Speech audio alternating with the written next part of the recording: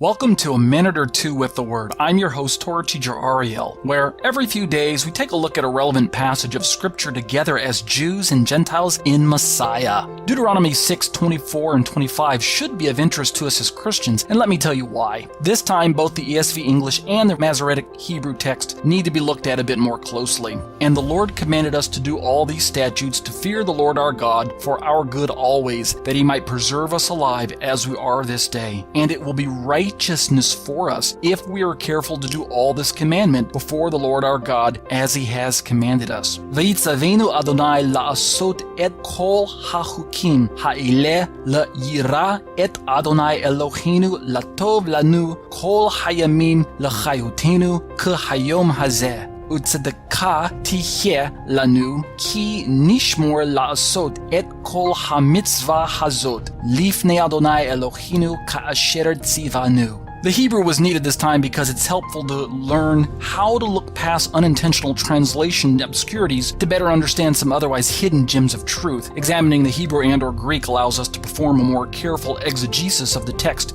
when desired. Plus, exposure to the original words and language has never hurt anyone, right? You guys cool with that? Okay, let's unpack these verses. In verse 24, Moshe tells Israel to fear the Lord and do all the statutes. The Hebrew word for statutes is chukkim, which is functioning as a synonym for the commandment of verse 25. In verse 25, Moshe says that the doing of these will result in righteousness for us. Is Moshe teaching a works-based righteousness? Surprisingly, the straightforward answer is yes. Okay. Let me explain before I get labeled a legalist. The Hebrew word for righteousness here is tzedakah, the same word used to speak of Abraham's salvation experience of Genesis 15:6, which is used by Paul in Romans 4 and Galatians 3. I believe the best way to interpret the righteousness that Moshe is describing here in Deuteronomy is to understand it as practical righteousness, right living, viz. Doing the right thing from God's perspective. Moshe is not saying that if we simply do the commandments of the Torah that it will result in some sort of eternal salvation.